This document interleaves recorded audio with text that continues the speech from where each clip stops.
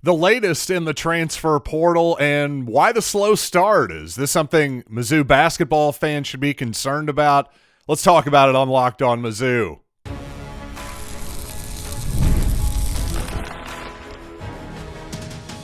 You are Locked On Mizzou, your daily podcast on the Missouri Tigers. Part of the Locked On Podcast Network, your team every day.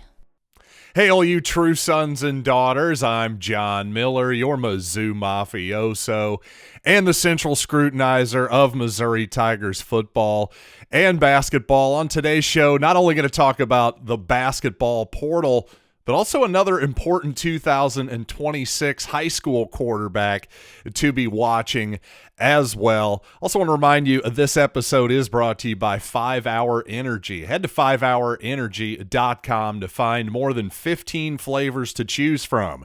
Need one now? Grab a 5-Hour Energy shot at your local grocery or convenience store. Stock up today and stay energized. And, well, obviously my fan base is definitely, and really the Mizzou fan base, let's be real, is obviously still jazzed up and energized about the transfer portal, but not a whole lot happening so far. Of course, Javon Porter, a quick addition by Missouri, which somewhat surprised me, but maybe a little bit less so as I've thought about it. We'll get more to the big picture stuff in the portal here.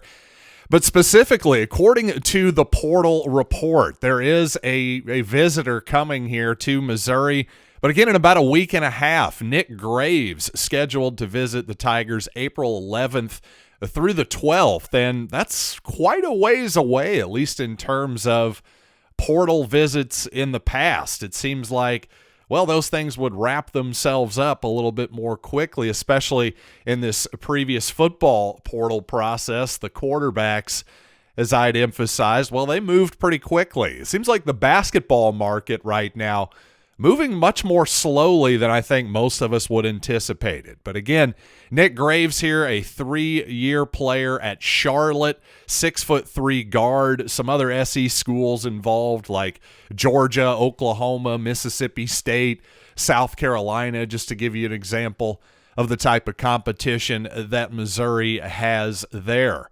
Also, Sebastian Mack, a UCLA guard, another 6'3" guard, according to Power Mizzou's Twitter account. They put out there that he has a Zoom call set up with Missouri. So, again, another indication, I would think, that things are moving a little bit slowly here in the portal. Now, one thing is Zoom calls, much more common than, I think, in-person visits as far as high school goes. Obviously, your biggest prospects, the guys you really want to get, well, on campus for 4 years, you get them on campus during their high school visits as well. That's not necessarily the case for portal players, although obviously Nick Graves is going to visit the Tigers here in about a week and a half. But when it comes to the former UCLA guard there, Sebastian Mack, and also Nick Graves, I don't think either guy's numbers is really knocking my socks off, at least on paper here. Again, I'm not going to do a deep dive on actual in-person, I shouldn't say in-person, but film scouting on guys that Missouri is just kicking the tires on right now. But I will say this, again, I think this is just another indication that things are just, it's a real feeling out process, I think, here from both sides. And the reason for that, I think, is pretty simple. I think early next week, we're scheduled to get a better idea, reportedly, of what exactly this new revenue sharing model is going to look like, what name, image, and likeness is going to look like, the payments are going to look like in terms of what the actual numbers are. Because this revenue sharing model is looking like, well, for all intents and purposes, is more or less going to be a salary cap. It's going to limit what is to be spent. And I don't know if there's going to be ceilings, floors as well. We're just going to have to find all of this out. One way or the other, I think that's probably the biggest reason of all why you're seeing a little bit of a feeling out process on both sides, I think, from the players' side and from the schools and their collectives.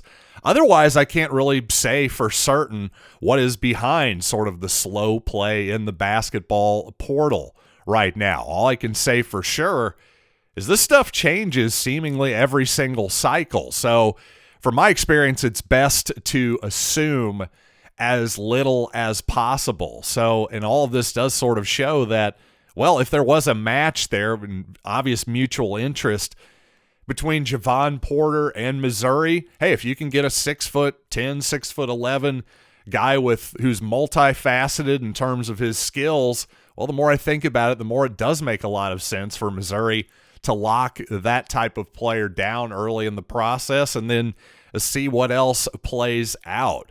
One thing I do know, there is going to be a dead period in the portal here starting on Thursday, sort of to show some honor, I guess, to the Final Four period here. So from Thursday then until April 10th, that's when that April 10th there, that's the number to mark down on your calendar.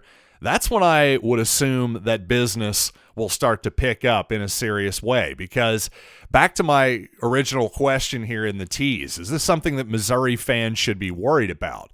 Well, no, because this is very much the trend around all of college basketball right now. It's very much a slow play, and when you look at sort of your top 100 lists out there right now, I mean 85-90% of the guys on that list are still available, and I think, this is just my opinion, I think there are a lot of major names that are still to enter the portal. Of course, a lot of guys who have been in the tournament, a lot of major programs have obviously made it far deep into the tournament here, including the teams left in the Final Four. I still think there's obviously a possibility that some of those guys are to enter the portal. But more to the point, back to the original idea of, well, what the heck's going on with revenue sharing? Again, I believe early next week, I believe even Monday, a week from today, we should get a much more clearer picture here. And by we, especially the administrations, the collectives, and the players themselves are going to have a better idea of, wait, what is this portal environment going to look like? Is it worth it for me to actually enter?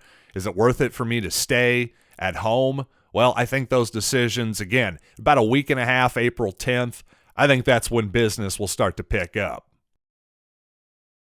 And speaking of Javon Porter, one thing I've seen a little bit lately, including a couple of commenters on YouTube, Terry and Scott, both said some version of basically, well, I hope this Porter brother has a bigger impact than the other two. Well, I got to say, there seems to be some faulty memory here, I think, because Jontay Porter was really good his one season at Missouri, especially when you consider that was his freshman year at Missouri, a year that should have been his senior year in high school. He was a multi-talented player, a good defender, good passer, could knock down a shot.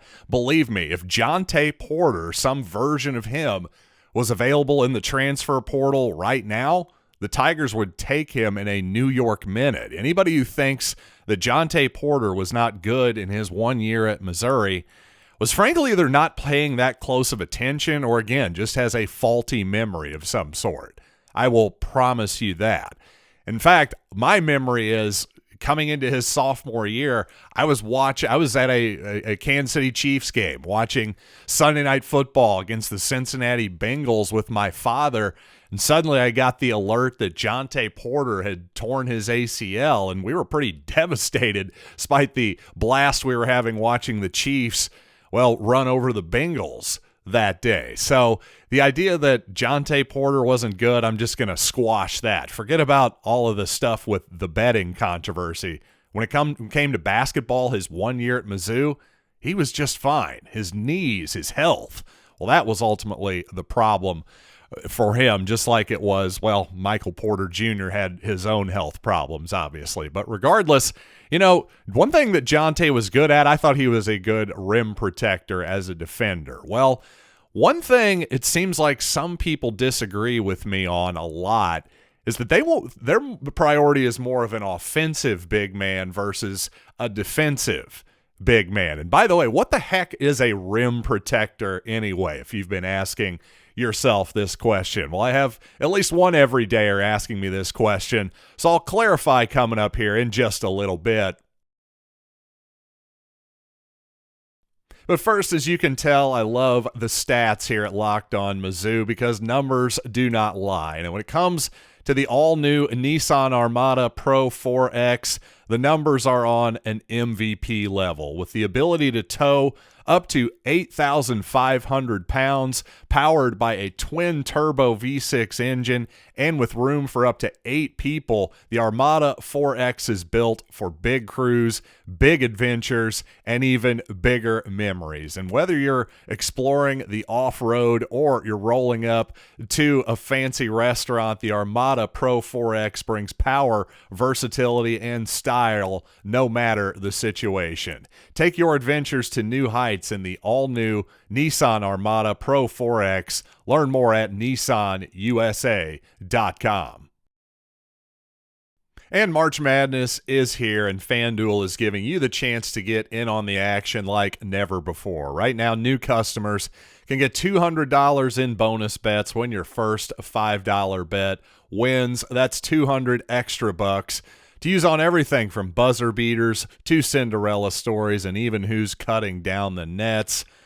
I've got my eye, obviously. I had my eye, I should say, on a couple of underdogs to make the Final Four this year. Unfortunately, that wasn't the year to pick underdogs, was it? But I did have Duke and Auburn in my championship with the Auburn Tigers taking it down. So still, a chance for redemption from your podcast host. But regardless, FanDuel is just so easy to use. And by the way, when I win, I get paid instantly, no waiting around. So visit FanDuel.com and get in on the college hoops action all tournament long.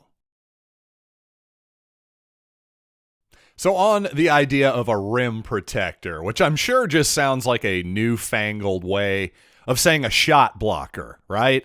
But I do think there is a subtle but important difference here, which is why I use the phrase rim protector instead of shot blocker. Because for one thing, there are certain guards, wings, and forwards who will get their shot blocks, and sometimes in spectacular fashion, like the LeBron James chase down block is not just something that he made famous in the 2016 finals now, also just something that has become a staple of NBA basketball these days. There are lots of guys, and of course SEC basketball, we see it all the time. But I wouldn't say that LeBron or lots of these, wing types, they're not exactly Rudy Gobert walling up and guarding the 5 feet in front of the basket, putting their arms vertically straight up in the air and making it difficult on the finisher, regardless of whether they block the shot or not. And that's the key distinction here.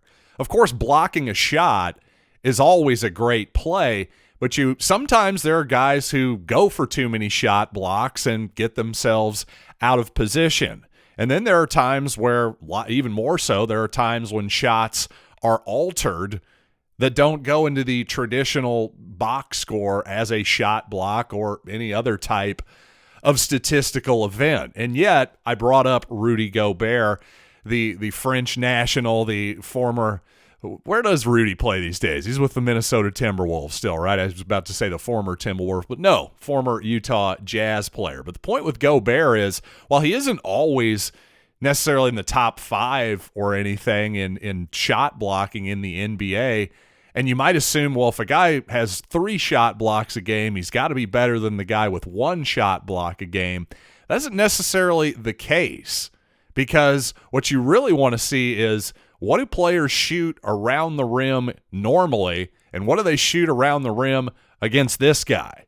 That's the whole point. Listen, we still, as many numbers as I have access to these days, I don't have that advanced numbers. I think Dennis Gates and his crew, I think Missouri and all the major programs of the SEC have access to that type of data that goes much further than just, hey, did you block the shot or not? But no, are you making the shot more difficult around the rim or not? And back to the main point here, now that I've sort of hopefully made that clarification clear here, why I tend to say rim protector instead of just simply shot blocker, and why I think there is a subtle but important difference here. But The real point here is it seems like most of the people who follow Missouri on a fairly big level like I do, the Missouri beat and commenters, seem to disagree with me on the big man topic. See, I think in the portal, Missouri, especially with now Javon Porter in the fold,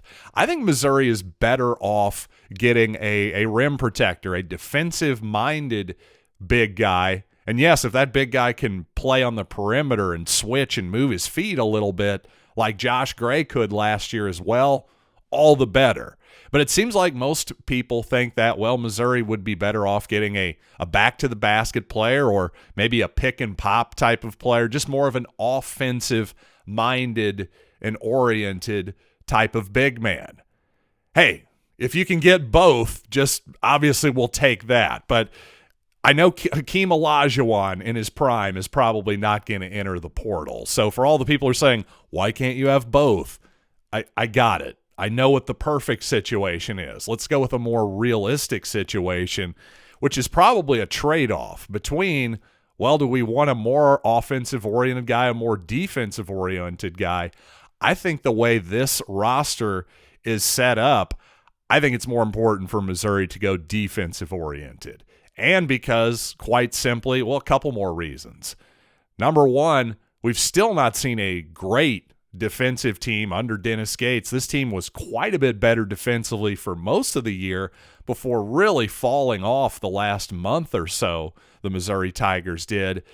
But then also I think the way basketball is called now in the coming up on the 25-26 season and the past couple seasons here of college basketball, well, now that the charge, the off-ball help charge, has basically been legislated out of the game, whether you like that or not, that's the reality of the situation.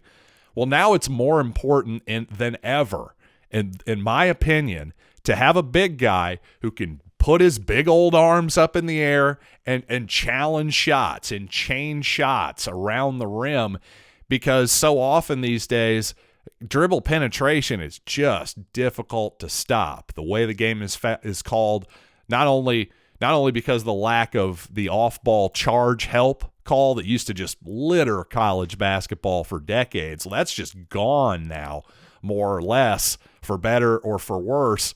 Well, also, I think a lot of times you see on the ball defensively, the game is called very tightly and very inconsistently as well. So I think the one thing that they tend to call pretty consistently is, hey, if you're a big guy who's a 7-footer and if you're out of the restricted area and you get your arms straight up in the air, they let you jump these days. You don't even have to stay on the ground. You're allowed to have the principle of verticality, which is, another buzz phrase that's been around for a while in the NBA especially, now made its way to college basketball. To me, that type of player defensively, if you're going to have a good defense, if you're going to have an elite defensive team in this era of college basketball, I think one of those type of guys is almost a requirement. So unless you think Missouri already has that guy on the roster, if you think it's Trent Burns maybe, who didn't play 1 second this past season, but maybe you have a ton of faith in Trent Burns. Maybe you think the 7-footer Peyton Marshall can get there with better foot speed this offseason. Hey, maybe you think Javon Porter can be that guy. I don't know. You tell me. But one way or the other, I think Missouri had better have it. And to me, the best bet is to find it in the transfer portal. And coming up, the best player high school-wise rated in Nebraska has announced a top 5. He's a 4-star quarterback, and Missouri is in it. Let's talk about Jet Thamala coming up here in just a little bit, and just how many players should Missouri be paying, in the basketball portal. All that here in just a second. But first, daylight savings time, it sneaks up on you, doesn't it? And suddenly you're feeling that lost hour of sleep. Well, 5-Hour Energy has your back. And whether you're staying up late, watching the tournament, squeezing in a round of golf after work, or just trying to keep up with your busy podcast schedule, wow, this is starting to feel personal. 5 Hour Energy gives you that quick, refreshing pick-me-up whenever you need it. And really the on-the-go convenience, that really is the best part for me. Whether I'm at a game or traveling, 5 Hour Energy is an easy to grab option and keeps me feeling refreshed. Head to 5hourenergy.com and find more than 15 flavors to choose from, including watermelon, blue raspberry, and peach mango. You can even build your own 12-pack or 24-pack delivered right to your door. Need one now? Grab a 5 Hour Energy shot at your local grocery or convenience store. They are everywhere. Stock up today and stay energized. 4-star quarterback Jet Thumala has announced a top 5.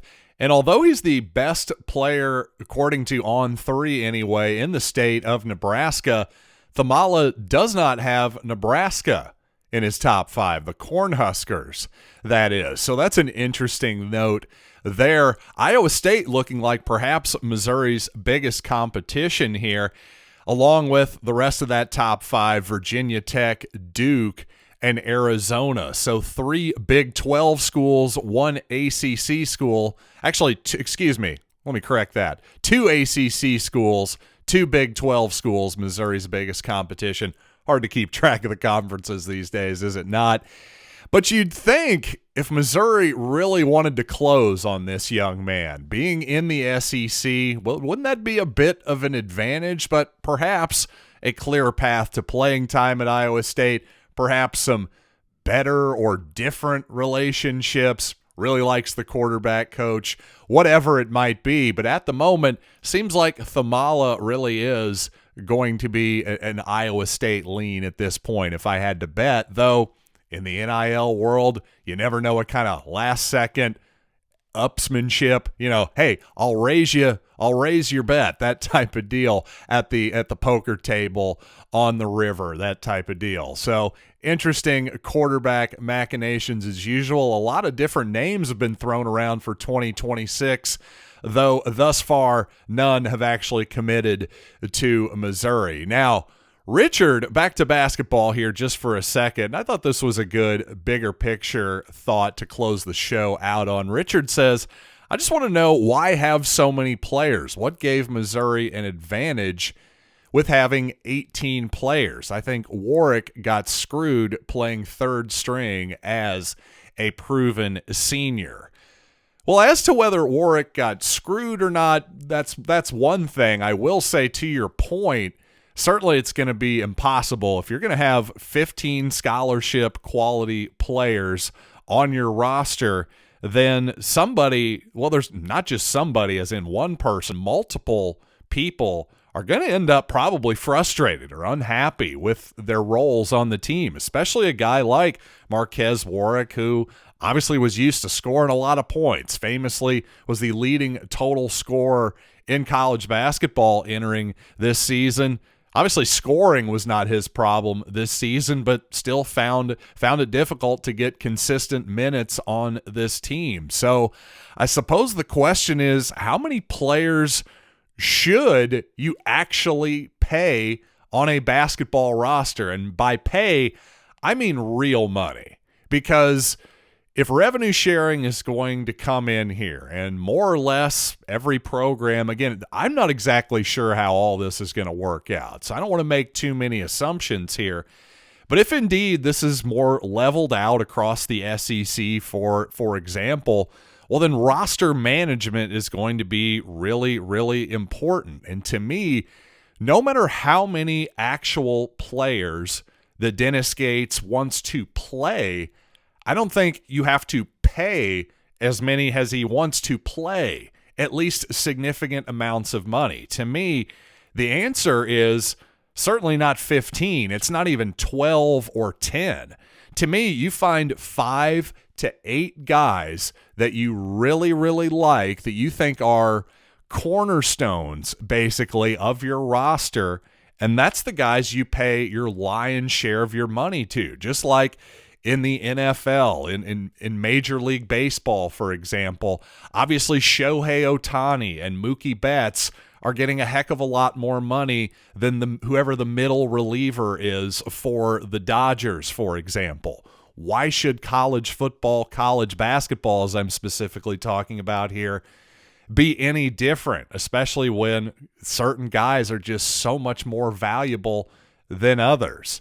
So what do? Well, the old stars and scrubs strategy, if you've ever played an auction league in any fantasy sports, for example, well, yes, you have X amount of money to spend the lion's share of it, at least this is the theory here, on the guys, a core 5 guys, for example, maybe a couple more on top of that, and then the last 5-6 spots on your roster, well, you spend $1 on the minimum amount, essentially.